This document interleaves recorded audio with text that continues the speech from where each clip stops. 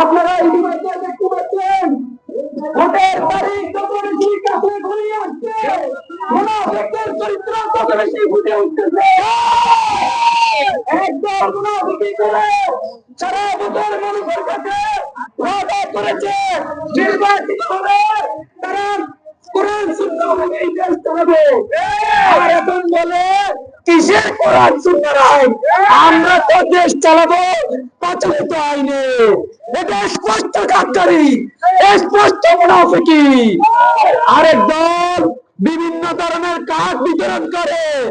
আমরা বলতে চাই কুকিলে যে বড়ি খায় নিয়ম কোথায় পাবে? কার্ড যে বিতরণ হচ্ছে এই কার্ডের টাকা কোথেকে আসবে? আমরা জানি ইতিহাস সাক্ষী তার বাবা বাংলা সুটকেস তার জন্য রেখে গিয়েছিল। সুতরাং লন্ডন থেকে কি এবং চারাক আলাদিনের চারাক এনেছে যে মানুষকে কার্ড বিতরণ করছে আর বলছে বেকারদেরকে লোন দিবে।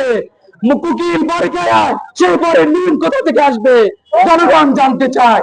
সম্মানিত উপস্থিতি, এই পর্যায়ে প্রবাসী নেতা এই পর্যায়ে বক্তব্য রাখার জন্য অনুরোধ করছি ইসলামী শ্রমিক আন্দোলন বাংলাদেশ বাইজিদ বুস্তামি থানা শাখার সম্মানিত সাধারণ সম্পাদক জনাব আসগর হোসেন।